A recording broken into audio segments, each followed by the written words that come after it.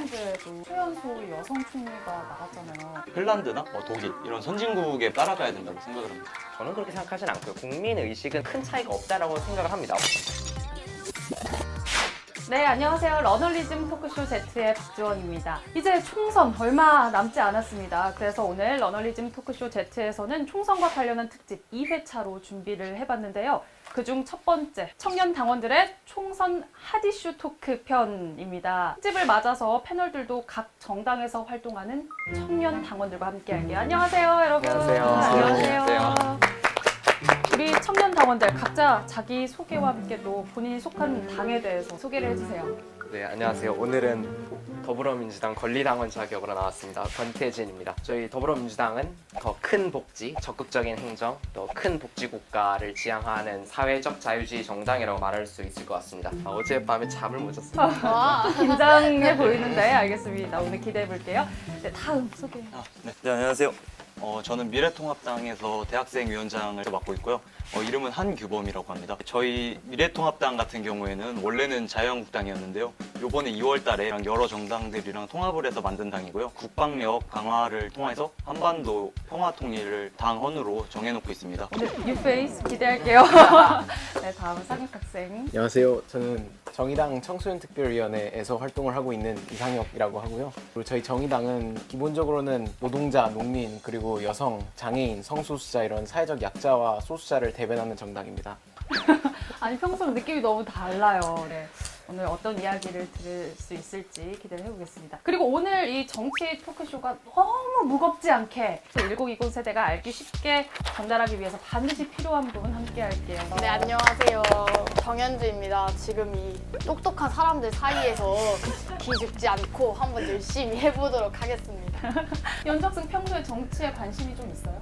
저 어때요? 진짜 하나도 모르거든요. 근데 지정생존자 아세요? 넷플릭스에. 이런 거 보면서 되게 재밌어 하는데 그래서 약간 정치에 대해서 매력적이다 이런 생각은 하는데 막상 보면은 뉴스 봐도 못 알아듣겠고 되게 진입 장벽도 높고 이래가지고 정치에 대해서 모르는 것 같아요. 모르는 것 같다. 아마 대부분의 학생들이 또 그렇지 않을까 싶은데요. 오늘 함께하면서 솔직한 10대의 생각 많이 들려주세요. 알겠습니다. 이번 총선에서 뜨거웠던 이슈 바로 만 18세 선거권 도입인데요.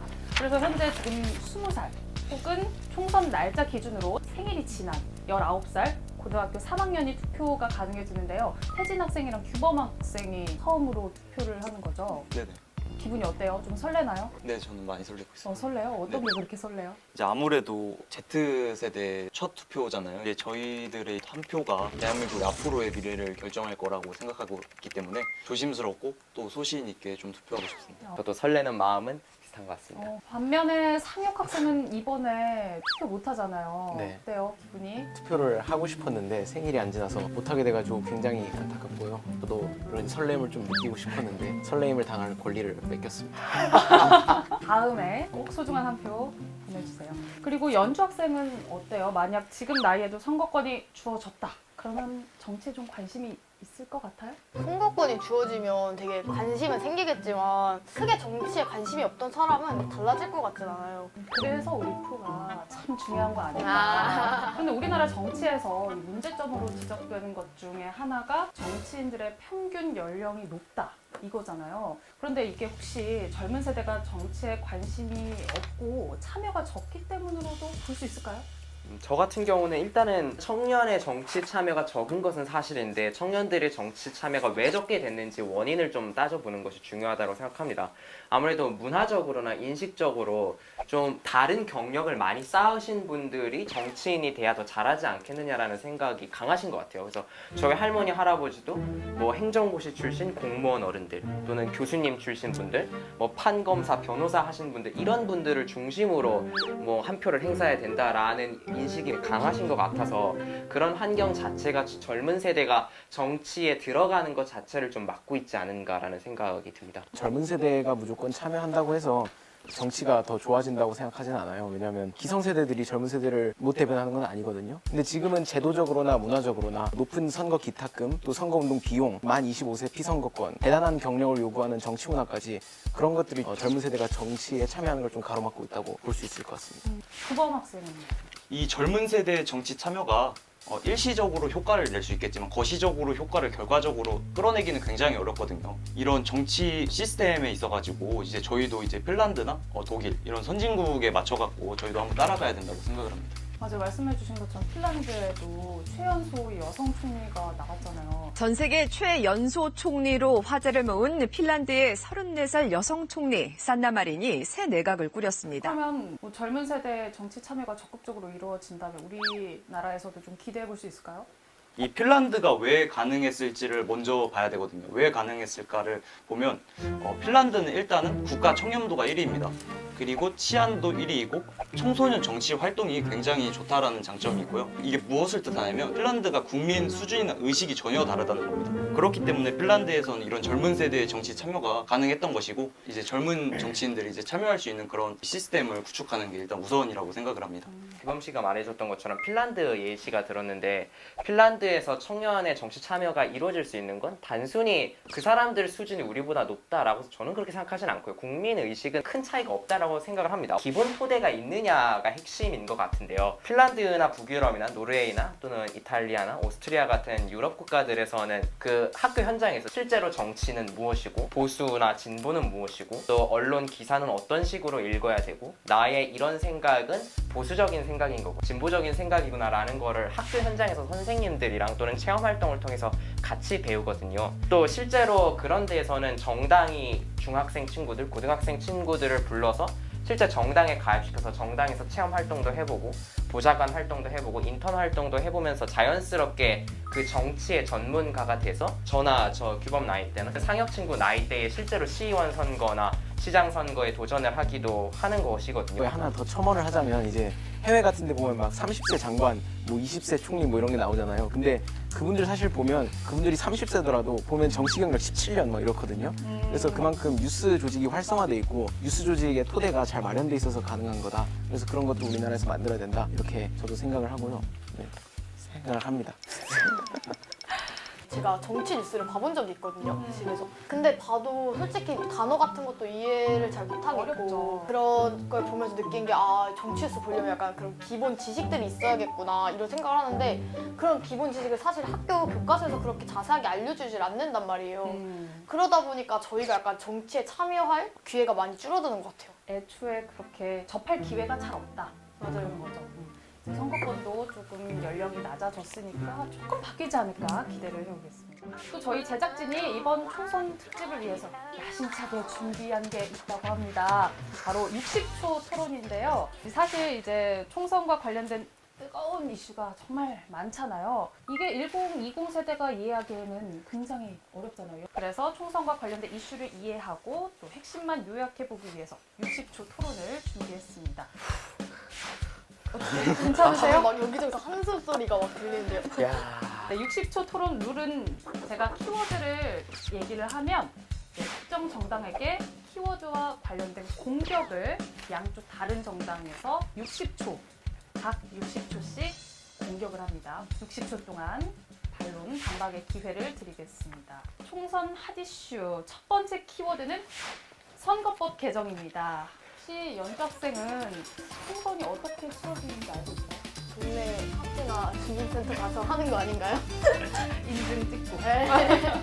그래서 우리 혜진 학생이 네. 질문했다고 들었어요. 우리 연주가 이해할 수 있게 쉽게 설명을 해주세요. 네, 일단은 선거법 총선거라는 이름은 대한민국 국회의원 총선거를 줄여서 총선거 또는 총선이라고 그러는데 국회의원을 원래 투표장에 가면 투표용지를 2개를 줘요.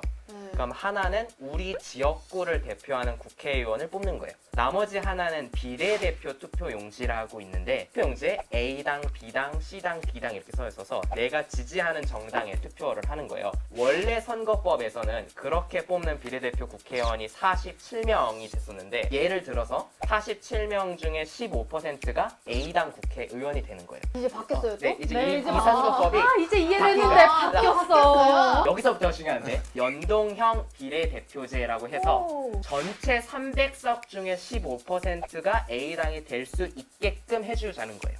비례대표에서 15%를 전체 300석과 연동시켜서 그 비율만큼 의석을 나누자라는 게 연동형 비례대표제고, 우리나라 같은 경우는 100%를 연동시키는 것이 아니라 절반 정도만 연동을 시켜주자 라는 거가 준연동형 비례대표제고, 본질적으로는 조금 더 많은 정당들, 조금 더 다양한 정당들이 국회에서 의논을 할 수 있도록 하는 제도가 요번에 바뀐 선거법입니다. 이렇게 이번 총선부터 선거법이 바뀐 거잖아요. 근데 개정 과정부터 현재까지 조금 뭐 말도 많고 일도 굉장히 많았죠. 일단 이 선거법 개정을 주제로 60초 토론 시작하도록 하겠습니다. 그럼 이번 총선에서 받는 기호 순서대로 가겠습니다. 혜진 학생에게 공격을 먼저 규범 학생과 상혁 학생이 시작을 하겠습니다. 규범 학생부터 할게요. 60초 시작! 네, 그 민주당에서 이번에 양당제에서 다당제로 바꾸겠다고 말을 했고, 그 다음에 이것에 대해서 주장이 국민들의 다원적인 선택과 정경 교체의 기동성, 이런 것들을 얘기를 했는데, 많은 장점이 있지만 단점도 있습니다. 일괄성 있는 정책의 수행이 어렵다는 건데요. 사실 다당제로 바꾸고 싶은 마음은 알겠지만, 그 다당제가 국민들의 선택이지 이런 식으로 법을 바꿔가지고 다당제로 만드는 건 아니거든요. 국민들이 다른 제3당을 원하면 자연스럽게 그 당의 지지율이 올라가서 자연스럽게 다당제가 되는 거거든요. 그 당이 지지율이 높지 않다고 법을 바꿔서 이렇게 국회의원 의석수를 늘려준다는 것 자체가 평등권에 위배하는 거고, 이제 헌법에 따지면은 지역구 비례대표는 각각 국민이 뽑아야 된다고 나와 있는데 그것조차 지금 위헌하고 있는 겁니다. 그렇기 때문에 이런 선거구 조정, 그리고 이 선거법 개정에는 이제 피선거권, 지역구 이런 것들의 굉장히 연관성이 있기 때문에 저는 굉장히 이것에 대해서 비판적으로 바라보고 있습니다. 어떻게 60초를 이렇게 잘 활용했지? 지금 뭐 부글부글하고 그런 거 아닙니다. 아니에요? 다음으로 상혁 학생 갈게요. 준비됐나요? 네. 60초 잘 활용하셔야 됩니다. 하나, 둘, 셋, 시작! 사실 방금 그 선거법에 대한 설명을 들으셨을 텐데 굉장히 복잡했죠. 민주당이 만든 선거법입니다. 민주당이 선거법을 이렇게 복잡하게 만들어놨습니다. 지역구 줄이고 비례대표 늘리자 그랬더니 지역구 지키겠다고 비례의석 늘리기 거부하고, 그러면 의원 정수 늘리자 그랬더니 의원 정수 늘리는 건 또 국민 정서 때문에 안 된다고 방패 삼고, 그리고 연동률 100% 하자 그러니까 또 자기 의석 지키겠다고 연동률 50%로 낮추고, 그리고 그것도 마지막에는 막판에 가서는 또 연동형 의석에다가 캡 씌우겠다고 해가지고 결국에 30석 캡 씌웠고, 이렇게 선거법안을 누더기로 만들었습니다. 국민도 이해하기 힘든 선거법을 만든 게 바로 민주당입니다. 민주당이 기득권을 내려놓지 않으려고 해서 이런 복잡한 선거법이 만들어진 건데요. 민주당이 이렇게 선거법을 누더기로 만든 것에 대해서 선거를 끝나고서라도 저는 반성해야 한다고 생각합니다. 오, 60초를 다 사용하지 않았는데 하고 싶은 말 다 쏟아냈습니다. 태진 학생, 네. 단어의 시간입니다. 이제. 오, 잠깐만, 시계를 보기 시작했어. 아니, 나도 60초 반일 것 같아서. 아, 네. 시간을 보기 위해서. 예. 네. 준비되셨나요? 네. 시작! 먼저 일단 정의당이 민주당만 만들었다 했는데, 정의당도 선거법 만들 때 같이 합의한 주장이 같이 했고요. 연동률이 100%를 하면 의원수가 늘어나야 되는데 의원수 늘리는 건 국민 반대가 너무 심했습니다. 그리고 캡을 씌운 이유는, 캡을 안 씌우게 되면 민주당 통합당은 전문 분야 사람들을 우리 당으로는 못 보냅니다. 그렇기 때문에 캡은 필요했고요. 그리고 통합당의 주장은 정말 이해가 안 됩니다. 지역구도가 너무 강한 나라가 우리나라이기 때문에 경상도는 무조건 통합당, 전라도는 무조건 민주당이었고, 그런 걸 깨기 위해서라도 국민 지지가 있는 정의당이나 다른 소수 정당들이 국회에 들어오기 위해서는 이 연동형 비례대표제가 필요했습니다. 그리고 이것이 위헌이라고 그러셨는데, 독일에서 이것이 위헌이라고 문제 삼은 걸 들어본 적도 없고, 때문에 지역구는 지역구 국회의원으로 뽑는데 왜 이것이 지역구 국회의원을 뽑는 투표권을 침해한다고 하는지도 전혀 이해를 할 수가 없습니다. 오히려 이렇게 다당제를 통해서 국민이 서로 정책을 합의할 수 있는 국회를 볼 수 있다면 그것이 더 좋은 국회, 더 발전적인 정치를 볼 수 있지 않을까 저는 기대를 하고 있습니다. 정확히 60초. 아니, 시간 활용 왜 이렇게 잘하죠? 규범 학생과 상혁 학생은 좀 납득이 되나요? 뭐 되면 같은 당 했겠죠. 다음은 규범 학생 공격할 차례입니다. 먼저 상혁 학생부터 할까요? 그러면 시작! 제가 볼 때 미래통합당, 구자유한국당은 처음부터 선거법에 협상할 의지가 없었던 것 같습니다. 처음에 연동형 비례대표제 도입하자고 했을 때 자유한국당 270석을 의원 정수 줄이고 비례대표제 폐지하자고 얘기했습니다. 근데 그게 어떻게 협상을 할 의지가 있는 당으로 보입니까? 그래서 저희가 압박용으로 패스트트랙 통과시켰더니 또 그걸 폭력이라고 이야기합니다. 그래놓고 또 협상할 의지 안 보였고요. 끝까지 그냥 반대만 하다 끝났습니다. 결국 이 모습은 자유한국당이 자신들의 의석을 지키고 싶어서 그런 것이 아닌가 그런 생각이 들고요. 또 무엇보다도 국민이 안 뽑는다고 하셨는데 정당 투표도 소중한 국민의 한 표입니다. 그리고 정당의 민주적 경선을 통해서 선출된 후보를 보고 국민들이 판단을 해서 정당 투표를 하면 그것도 국민의 판단이고요. 그렇기 때문에 저는 국민이 뽑지 않는 거다 정당 투표는 이런 말은 동의하기 어렵습니다. 이상입니다. 10초 남았어요. 왜 자꾸 시간 다 안 쓰세요? 시간 10초. 킵은 안 돼요, 룰은? 킵? 일단은 룰은. 다음 태진 학생 준비됐어요? 네. 그러면 바로 시작하겠습니다. 시작. 네, 저도 자유한국당 나경원 원내대표께서 2018년 12월 29일에 분명히 연동형 비례대표제 도입을 위한 구체적인 방안을 적극 검토한다고 같이 합의를 했습니다. 근데 같이 합의를 난 이후에 협상을 하러 나오지도 않았고 당에 무슨 일이 있다. 이걸 먼저 처리해야 된다. 다른 일이 있다 해서 회의장에 한 번도 회의를 제대로 하러 합의를 하러 나온 적이 없습니다. 그러고 나서 갑자기 다른 정당들끼리라도 합의를 해서 처리를 하려고 하면 이것이 독재네 폭력이네 하면서 당직자들 불러놓고 국회의원 어른들 불러놓고 국회에서 싸움질하고 문 가로막고 줄다리기 하고 이 사태 폭력 공작 사태 진짜 다 자유한국당 어른들이 하신 겁니다. 이 과정 속에서 저는 도대체 이걸 어떻게 도덕적으로 이해해야 되는 건지 정말 TV에서 이틀 내내 3일 내내 국회의원 아저씨들이 문 막고 있는 거 국회의장실 가서 소리 지르고 있는 거 줄다리기 하고 있는 거 밀쳐내고 있는 거 보았습니다. 이 점에 대해서는 정말로 용서해야 되고 앞으로도 계속 기억해야 된다라고 저는 생각을 하고 있습니다. 2초 남겼어요. 와. 규범 학생의 방어 그럼 바로 들어볼게요. 시작.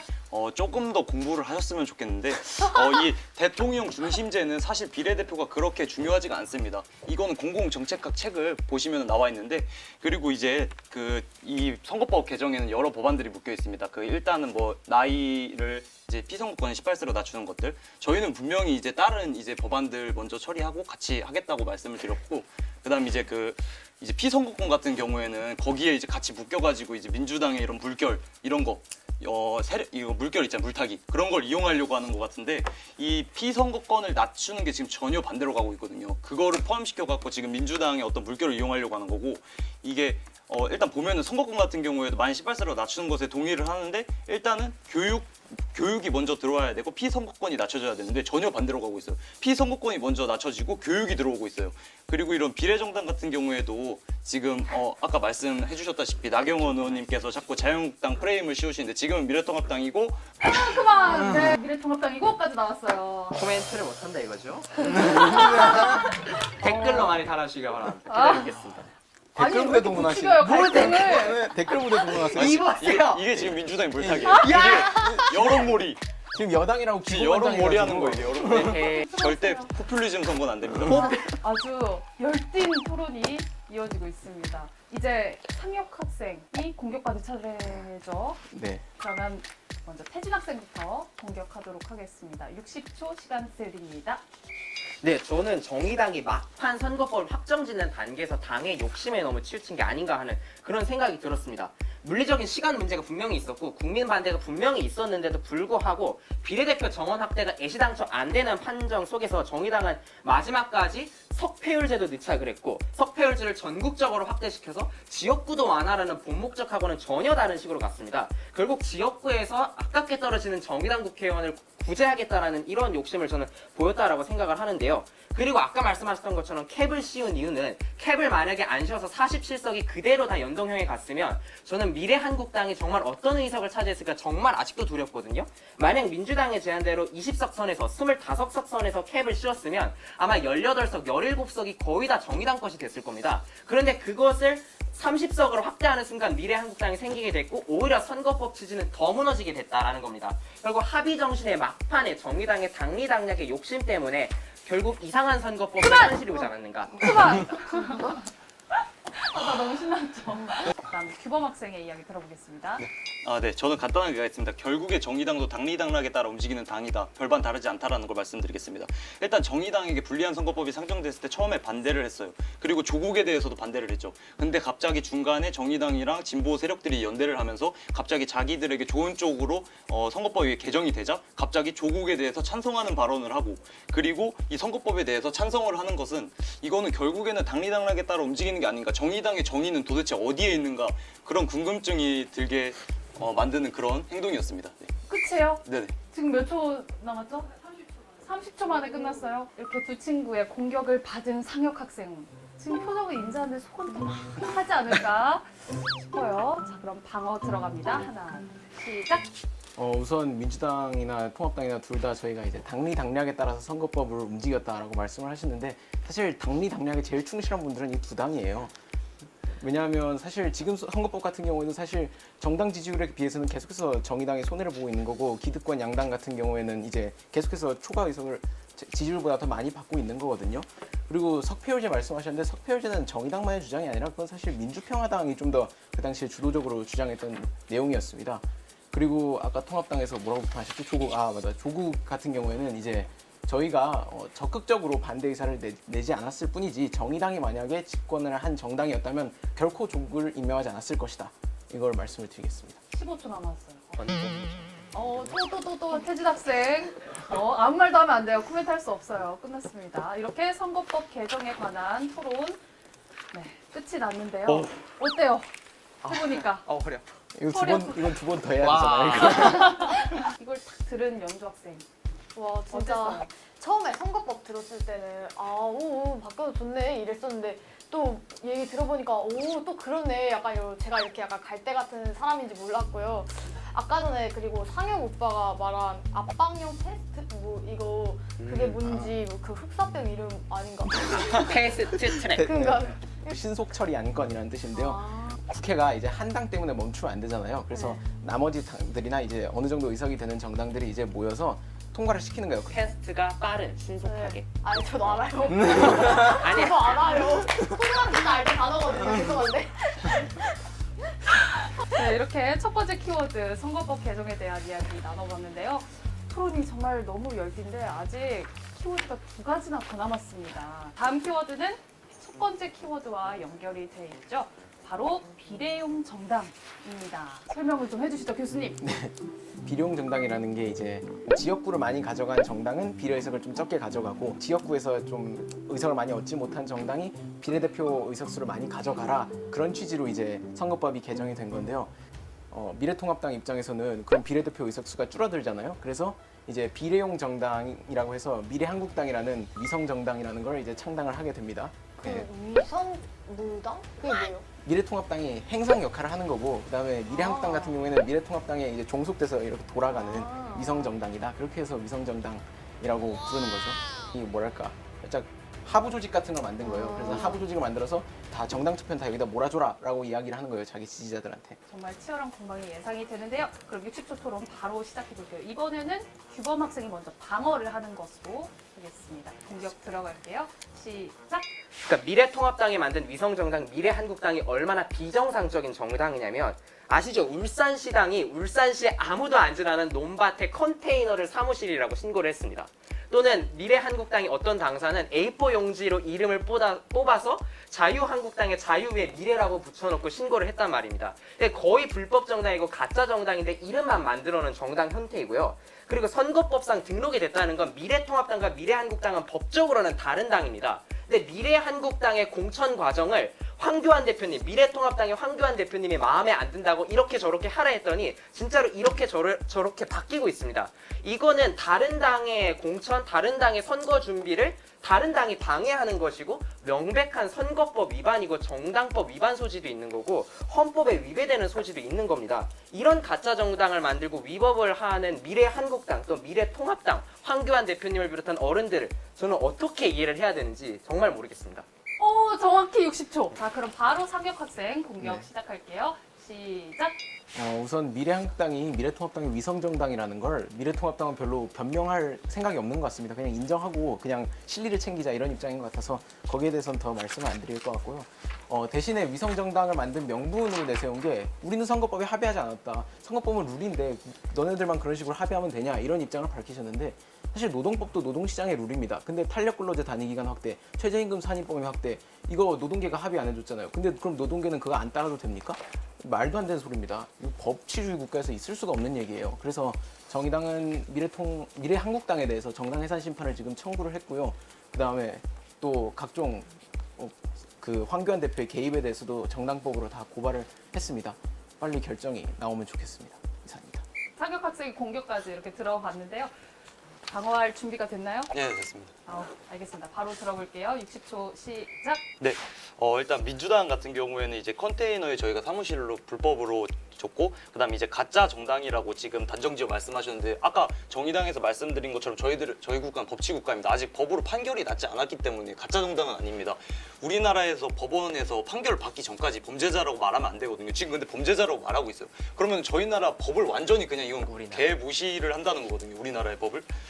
이렇기 때문에 지금 말하는 것부터 자체가 지금 우리나라의 법을 무시하고 있고, 그다음에 이제 공천 조종 판결을 하셨다고 하는데 사실 이거는 사실 무근이라고 생각하고요.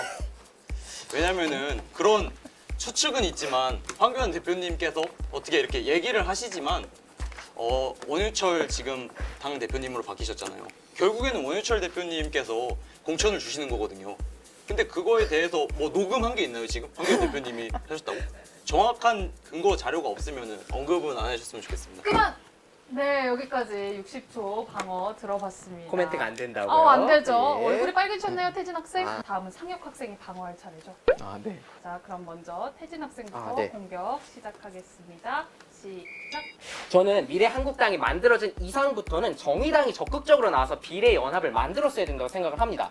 30석이 대당하는 연동형 중에서 22석, 23석, 24석을 미래한국당이 다 가져가게 생긴 게 현실이고, 만약에 비례연합이라는 연합 형태가 안 나오게 되면은 선거법 취지, 다른 정당들도 다양하게 의석을 가져가자는 선거법 취지는 이루어질 수도 없고 다 깨진 겁니다. 그런데도 불구하고 정의당은 민주당이 같이 연합을 만들자라는 주장을 민주당의 욕심이라고만 치부를 했고, 민주당은 또한 병립형에서 옛날에 17석, 16석 봤던 걸 6석, 7석만 우리는 당선될 수 있게 하겠다. 나머지는 정의당과 다른 소수 정당들과 함께 힘을 합치자 했는데도 무조건 이것이 다 민주당의 똑같은 위성정당, 민주당이 똑같은 가짜 정당을 만들려고 한다라는 식으로 비판이 왔습니다. 저는 이 비판이 도대체 어떤 이유에서 나오는 건지도 모르겠습니다. 연합을 주장했던 정의당의 진보주의가 왜 민주당의 욕심이라고 바뀌는 것인지, 이 점에 대해서는 정말 정의당의 어른분들께 정말 진심으로 묻고 싶습니다.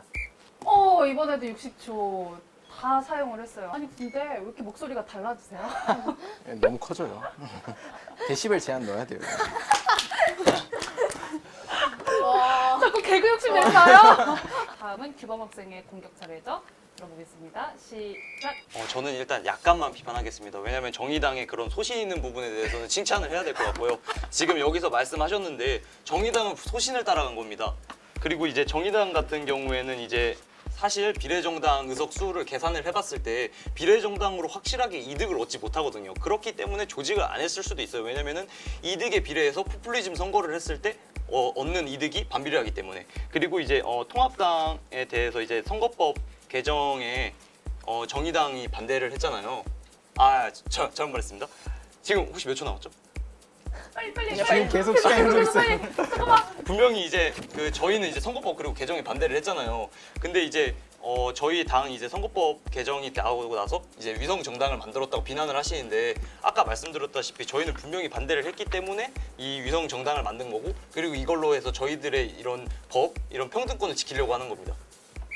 중간에 괜찮았어요, 규범 학생? 좀 진보 두 분이 계시니까 좀 보수 혼자 힘드네요. 진보 아닌데? 여기. 상혁 학생의 방어. 반론은 어떨지 바로 들어보겠습니다. 시작.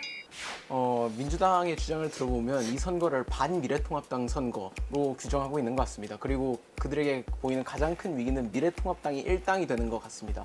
근데 사실 미래통합당이 일당이 되는 건 그렇게 큰 위기가 아닙니다. 불평등과 기후위기라는 엄청난 위기 앞에서 미래통합당 일당은 위기도 아닙니다. 그런 위기들에도 그리고 민주당도 책임이 있는데 저희는 민주당과 연합을 할 수 없다고 생각합니다.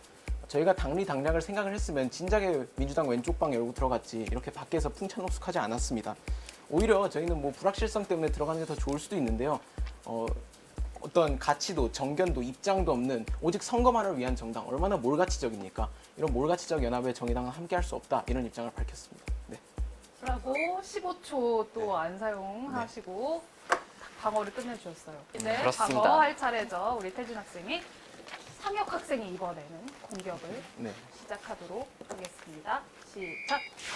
민주당이 선거 초반에 처음에 비례 정당을 만든다고 했을 때 내세웠던 명분은 소수 정당의 의석을 보장해 준다라는 거였습니다. 근데 녹색당과 미래당은 토사구팽 시키고 어디서 이상한 가자환경당, 가자평화당 데려왔습니다. 가자환경당은 환경단체 연대회의에서 들어본 적도 없다고 성명을 냈고요. 그다음에 가자평화인권당은 무슨 유사 역사학을 신봉하시는 분이 대표로 계시는 당입니다. 도대체 녹색당과 미래당이 수년간 밖에서 풍찬노숙하던 이 당들이 과연 몇 개월 만에 만들어진 이 이상한 정당들과에 비해서 뒤떨어질 것이 무엇인가? 결국에 이것 또한 민주당이 자신들을 중심으로 재편을 하려고 한다라는 의혹을 지울 수 없을 것 같습니다. 네, 이상입니다. 정확히 45초만 딱 사용하시네요. 이렇게 먼저 공격을 들어봤는데요. 그럼 규범 학생 공격 바로 들어가겠습니다. 시작. 네, 아까도 말씀드렸는데 대통령 중심제는 그렇게 비례대표제가 중요하지 않습니다. 아까 행정학과라고 하셨는데 그것에 대해 좀 아시면 이제 반박을 좀 해주셨으면 좋겠고, 그 다음에 이제 더불어민주당은 지금 더불어시민당을 만들었어요. 다른 정당이랑 연대를 한 거죠. 근데 언론에서는 뭐라고 하냐면 듣보잡당이라고 해요. 듣보잡당들이랑 연대를 했다고. 근데 더불어민주당 지금 당원이시면 알 텐데 분명히 더불어민주당에서는 비례정당 조직하지 않겠다고 분명히 말했습니다. 분명히. 근데 왜 했는지 지금 전혀 이해가 안 되고, 그 다음에 이제 통합당이 먼저 조직을 해서 선거법을 어지럽혔다고 민주당도 따라 한다? 이거 법을 지키기 위해서 뭐 우리나라를 지키기 위해서 따라한다? 이거는 아까 말씀드렸다시피 여론몰이죠. 그 다음에 이제 애초부터 다당제에 대한 의견이 확실했다고 따졌을 때 그러면은 본인의 당도 안 만드는 게 맞지 않나? 본인의 당이 지금 와서 만들었는데 애초부터 다당제 의견이 확실했던 건가? 이런 의문점이 듭니다. 네, 7초를 남겨주셨습니다. 그럼 바로 방어 들어가겠습니다. 시작. 우리나라 일단 대통령 중심제라고 하시는데 잘 보면 아시겠지만 우리나라는 대통령 중심제와 의원 내각제가 혼합된 구조이고요. 그리고 아까 말씀하셨던 것처럼 소수당, 미래당, 녹색당을 토사구팽했느냐 그랬는데 녹화 기준으로 이틀날 전인 토요일 날도 끝까지 최백은 더불어시민당 공동대표께서 녹색당이랑 연합과정 논의를 했다가 결국 녹색당 내부에서 부결을 해서 녹색당이 스스로 연합에 안 들어왔습니다. 그리고 평화인권당 같은 경우는 그 아까 말했던 유사 사학 때문에 결격 기준에 밀려서 그래서 나간 겁니다. 공심위가 더불어시민당 자체적으로 심의를 하고 있는 것이지 더불어민주당에서 이렇게 해라 저렇게 해라 되고 있는 게 전혀 아니다라는 걸 말씀을 드리고요. 우리가 비례연합을 만든 것은 결국 다른 정당, 다른 시민계 사회 이사들을 함께 모아서 조금 더 국회를 다양하게 만들어보자 한 겁니다. 이번에 더불어시민당 앞번호에 당선 가능권에 들어오신 분들을 한번 보십시오. 윤미향, 정의기억 연대부는 평생을 위안부 여성 할머니들을 위해서 봉사하셨던 분들입니다. 이분들이 더불어민주당의 위성정당이라는 후보의 이름에 맞다고 생각하십니다? 아마 그분들이 굉장히 화나실 거예요. 잠깐만. 내가 끝했는데. 죄송합니다. 이렇게 들어갔는데 연주학생 어때요? 일단 약간 포퓰리즘 선거가 뭔지 설명해 주실 분? 국민들 정서나 이런 여론, 이런 거 인기 같은 거를 활용해가지고 이런 선거의 대책 전략으로 사용한다는 거죠. 그렇죠. 인기 있을 것 같은 걸 조금 더 공략한다는. 그리고 또 궁금한 거 있었어요? 진보당, 보수당이 진짜 말로 이렇게 딱 단어처럼 좀 진보적인 당? 약간 보수적인 당 이런 거예요. 경제 정책 면에서는 기업이 내는 세금을 인하해줘서 더 많이 성장을 할 수 있게 도와주자라는 쪽이 보수이고, 진보는 그것보다는 조금 더 부유한 사람들에게 세금을 조금 더 많이 걷어서 조금 더 차이가 없는 경제적인 사회를 만들자. 비례용 정당에 대한 토론에 대해서는 어떻게 생각해요? 토론 들으면서 계속 저 말이 맞네, 저 말이 맞네 이래서 약간 정치 저도 약간 공부해보고 싶다는 생각이 들죠. 정치에 조금 관심 생겼나요? 생기긴 했는데 아직까지 좀 두려운. 다는 성공한 것 같아요. 우리 연주 학생의 마음을 조금 흔들어가면 마지막 키워드 공천으로 넘어가 보겠습니다. 이것도 이슈가 많이 되는 부분이죠. 공천. 선거 전략과 아주 밀접하게 연관된 부분인데요. 그 전에 먼저 또 공천 네. 많이 들어봤을 것 같아요. 정확히 뭔지 알아요? 아니요. 모르니까 네. 규범 학생이 이번에는 준비를 했습니다. 네, 저는 민주당처럼 어렵게 말하지 않고 간단하게 말하겠습니다. 간단하게 공직선거에서 정당이 후보자를 추천하는 거예요. 그것이 왜 좋냐면 정당의 도움을 얻을 수 있고 상위번호 1번, 2번, 3번을 얻을 수 있는 거예요. 그러면은 약간 그 포스터 같은 거 붙어 있잖아요. 뒤에 있는 사람들은 그런 소속이 없어요. 무소속인 경우에는 이제 맨 뒷번호로 밀려나고요. 그러면은 그 각 당에서 한 명만 추천해 주는 거예요. 그렇죠. 그러면은 그 막 공천 받으려고 약간 당에서 싸움이 날 수 있는 거 아니에요? 그렇죠. 네. 그 얘기를 지금 그 얘기 지금 하는 거예요. 그렇죠. 바로 그게 큰 아. 이슈가 되죠. 바로 토론을 시작해 볼까요? 태진 학생의 공격부터. 정의당을 공격하는 그렇죠. 정의당이 상혁 학생이 이번에는 방어할 차례입니다. 시작. 근데 저는 정의당의 입장에서 보면 지역구 후보들은 나름대로 체계를 가지고 민주적으로 그래도 공천 작업을 했다고 생각합니다.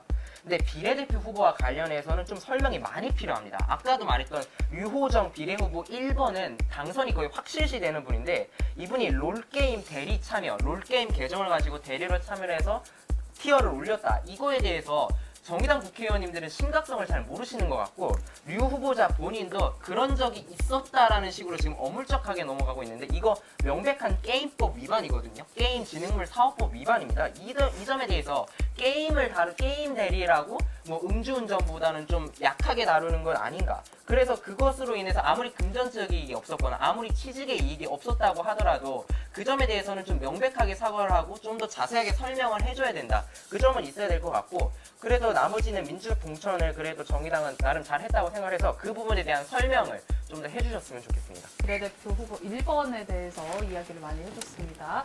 다음 수범 학생의 60초 공격 들어보겠습니다. 시작.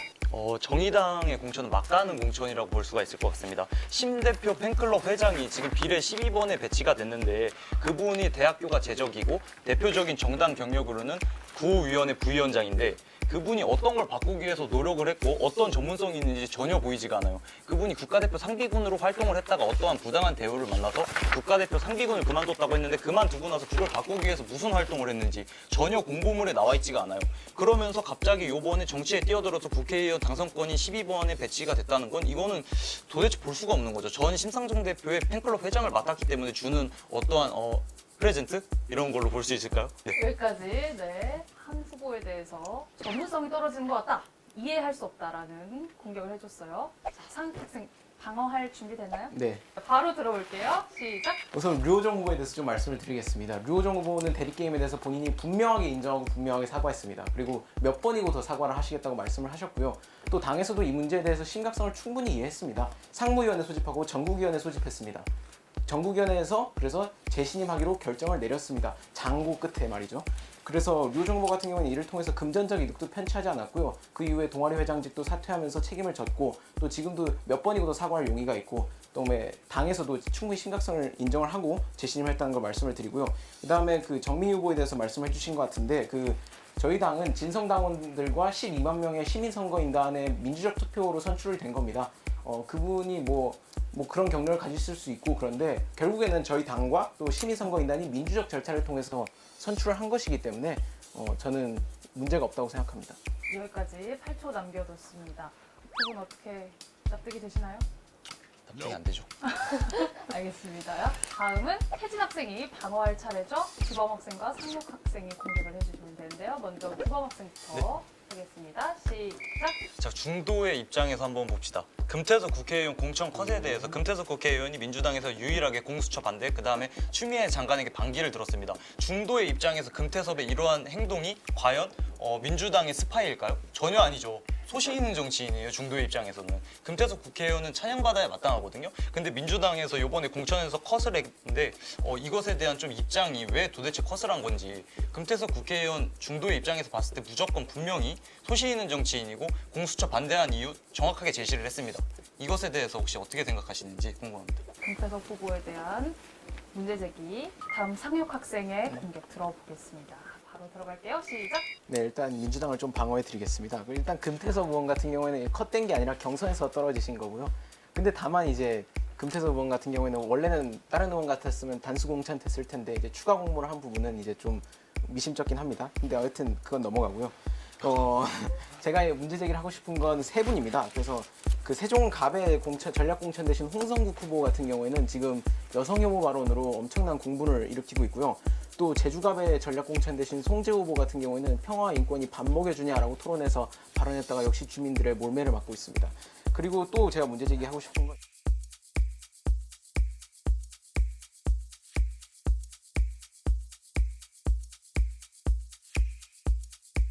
이런 분을 공천관리위원회에서 안 거르고 도대체 뭘 했는지 궁금합니다. 이상입니다.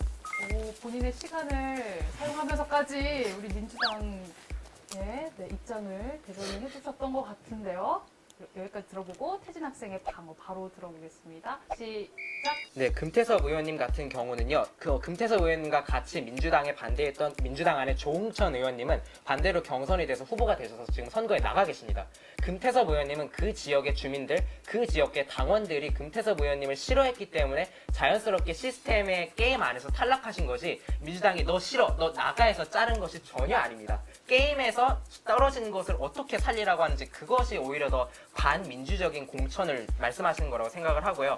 그리고 여러 가지 인권 혐오 발언이라든지 여성 혐오 발언이라든지 여러 가지 의혹적인 그 해당 발언을 한 것은 그 후보자들의 도덕적인 문제나 평가에 대해서 분명히 부정적인 평가가 있을 것이라고 생각을 합니다. 그러나 그것이 민주당이 그 사람들의 여성 혐오에 대한 발언이나 인권에 대해서 미숙한 발언을 민주당이 지지한다라고는 저는 생각하지 않고 그 점에 대해서는 국민들께서 평가를 하시고 부정적으로 평을 내리실 거라 생각을 하고 그리고 공천관리위원회에 대해서는 나름의 기준이 있었다고 생각을 하고 있기 때문에 저로서는 딱히 어떻게 답변을 드릴 수가 없을 것 같습니다. 정확히 또 60초를 맞춰주셨습니다. 묻고 싶은 게 많지만 또 포인트를 할 수가 없죠. 우리가 다른 포인트는 할 수 없지만 기분이 어떻게 말하고 얘기해 싶은데 주시나요? 못하니까 답답하네요. 네, 그 상혁 학생은 들어보니까 어땠나요? 뭐 민주당 입장으로서는 충분히 할 수 있는 설명이라고 생각합니다. 네, 아까 두 분이 연대하시더니 이번에는 이렇게 연대하네요. 네. 그럼 이제 규범 학생이 방어를 할 차례죠. 상혁 학생과 태진 학생의 공격 60초 들어갑니다. 먼저 상혁 학생부터 할게요. 시작. 미래통합당 공격 시간인데요. 미래한국당을 좀 공격하겠습니다. 그래서 미래한국당 공천 같은 경우에는 사실 좀 웃지 못할 해프닝이 있었죠. 그래서 뭐 황교안 대표가 뭐 미래한국당 공천에 대해서 마음에 안 든다. 이러니까 뭐 지도부 총사퇴하고 다음날 입당한 지 하루밖에 안 된 원유철 의원이 당대표로 임명이 되고 결국에 지금은 또 오늘 보니까 조정이 됐더라고요. 또 영입 인재로, 통합당의 영입 인재로. 그래서 어찌 보자면 굉장히 비정상적인 겁니다. 통합당이 영입한 인재를 이제 미래한국당에서 비례로 공천한다.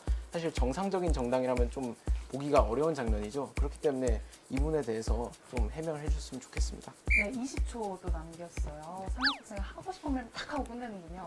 태진 학생 공격 바로 들어갑니다. 60초 시작. 저는 미래통합당의 지역 공천이 조금 이해가 많이 안 됩니다. 일단은 물갈이를 대대적으로 하겠다라고 엄청 말씀을 하셨는데 지금 보면 A 의원님을 B 지역구로 보내고 B 의원님은 A 지역구로 보내고 그렇게 크로스 공천을 하고 있는 게 지역구 구민을 너무 생각을 안 하는 거 아닌가 하고 그런 생각이 들고 또 세월호 유가족분들에게 세월호 유가족분들이 너무 징하게 헤쳐먹는다 이런 막말하신 차명진 전 의원이 당당하게 미래통합당 국회의원 후보가 됐습니다. 이건 또 어떻게 설명해야 되는지도 모르겠고요. 또 청년 인재라고 발탁하셨던 김미균 씨는 예전에 문재인 대통령에게 청와대 선물을 받았다는 걸 페이스북에 올렸다는 이유 하나만으로 공천 후보로 확정이 됐는데 그 다음날 갑자기 후보로 취소가 되고 물러났습니다. 그러니까 이 점은 결국 문재인 대통령 쪽을 좋아했던 사람이나 문재인 대통령한테 시계나 선물이라도 받은 사람은 절대 보수 정당의 지지자가 되면 안 된다는 것인지 이 공천에 대해서 결국 황교안 대표님을 위한 황교안 대표님의 사람들만을 위한 그런 공천이 아닌가 의문이 듭니다. 3초 남기고 발언을 마쳤습니다. 바로 규범 학생 방어할 준비 됐나요? 네네, 됐습니다. 그럼 바로 들어볼게요. 시작. 네, 일단은 아까 정부 인사에 대해서 좀 말씀을 해주셨는데 이제 민주당 같은 경우에는 국민을 괴돼지라고 발언하신 분이 지금 민주당 정부 인사에 들어가 있으시고요. 그 다음에 이제 선거법 지금 개입이라고 하시는데 황교안 대표님께서 정의당 여기 이제 상영님께서 이제 말씀해 주셨는데 마음에 안 든다고 해갖고 이제 대표가 교체됐다고 그 확실한 증거가 없잖아요. 그런데 계속 말만 하시는 거예요. 지금 증거를 갖고 와줬으면 좋겠고 그 다음에 지금 금태섭 위원님에 대해서 그게 정당한 거라고 했는데 편법을 쓰고 게임을 이겼는데 그게 어떻게 정당한 겁니까? 추가 공모 원래 하면 안 되는 건데 왜 했어요? 편법이잖아요. 편법을 쓰고서 게임 이긴 게 정당한 게 전혀 아니잖아요. 중도의 입장에서 당연히 정당한 게 아닌데 왜 자꾸 정당하다고 하시는지 편법을 쓰고 이긴 것이 왜 정당한 건지 도대체 이해가 안 되고 그 다음에 이제 지금 여기서 이제 류호정 후보에 대해서 지금 말씀을 해주셨는데 그렇다면 민주당의 음주운전 후보들 전부 다 탈당해야 됩니다. 정의당 류호정 후보 지금 죄질을 따졌을 때 민주당 음주운전 후보보다도 더 낮아요. 죄질의 강도부터가 류호정 후보는 게임인데 지금 그럼 민주당 음주운전 후보들 싹 다 탈당해야 됩니다. 여기까지. 네. 이렇게 세 학생의 방어를 모두 다 들어봤는데요. 연주 학생 이번에는 또 어떻게 들었어요? 약간 궁금했던 게 들어보면 되게 막 롤게임 대리하고 여러 가지 막 혐오 발언 막 이런 거 많이 하신 막 국회의원들 있더라고요. 근데 연예계 같은 경우에는 그러면 이제 아예 모습을 안 보이거나 이러잖아요. 근데 또 막 그냥 철판 깔고 나오시는 건지 약간 그런 거 궁금하고 각자 자기 당의 국회의원분들이 그런 잘못을 했을 때 다시 나오는 거에 대한 약간 생각을 듣고 싶어요. 연주 학생이 정말 열심히 듣고 느끼는 게 많은 것 같아요. 완전 집중하고 있다니까요. 어떻게 생각하세요? 연주 학생이 탁 집어줬어요. 저런 범죄를 저지르신 분이 우리 당을 대표해서 국회의원 후보가 된다는 것 사실이 당을 지지하는 입장에선 당을 부끄럽게 만들고 당의 어른들한테 화도 나고 짜증도 나는 것 같습니다. 계속 바라보고 지켜보면서 연주처럼 지적도 하고 때로는 그래서 그것을 수정할 수 있도록 참여의 노력을 해야 된다고 생각합니다. 오늘 쭉 얘기를 해봤지만 각 당의 입장에서 막 하느라 우리 학생들 입장에서 솔직히 힘들었을 것 같아요. 상혁 학생은 어떻게 생각해요? 저도 뭐 저희 당의 공천이나 아니면 저희 당의 정책이나 아니면 저희 당의 당론이나 이런 게 다 마음에 드는 건 아니지만 그나마 마음에 들어서 당을 대변하고 있는 거고요. 차악을 선택하신 건가요? 아니 원래 민주주의는 차악을 선택하는 거죠. 네. 규범 학생은요?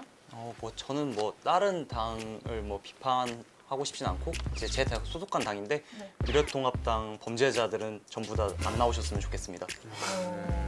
그 부분에 있어서는 네, 저는 절대 좀 소신 있게. 이해해서 이해할 수 없다. 네네. 또 태진 학생도 덧붙일 말 있어요? 국회의원 어른분들은 지금 선거를 준비 중이실 텐데 만약에 선거에 당선되시면 제발 국회에서 이렇게 앉아서 좀 시간도 지키시면서 같이 회의장에 나와서 얘기 좀 같이 좀 제발 좀 해주셨으면 좋겠다. 우리 학생들이 정말 의미 있는 말을 해준 것 같아요. 연주 학생 오늘 이렇게 열띤 토론 함께 했어요. 네. 정치에 대해서 관심이 조금 생기나요? 진짜 집중해 들었는데 되게 정치라는 게 되게 약간 매력적인 것 같아요. 되게 학교에서 시험 보려 공부한 것보다 오히려 더 많이 알게 되는 것 같아요. 러널리즘 토크쇼 Z의 총선 특집 기획 일부, 오늘은 1020 세대 정치 참여와 총선 핫 이슈에 관해서 토론을 해봤습니다. 하지만 이번 총선 기획 이걸로 끝나는 거 아니거든요. 다음 주에는 청년당원이 말하는 각 당의 청년 정책과 또 미래의 유권자인 10대 연주 학생의 마음을 설득하는 이 청년 당원들의 모습이 등장하니까요. 또 기대해 주시고 다음 주에 뵙겠습니다. 그럼 구독 꾹, 좋아요 꾹 알람 설정까지.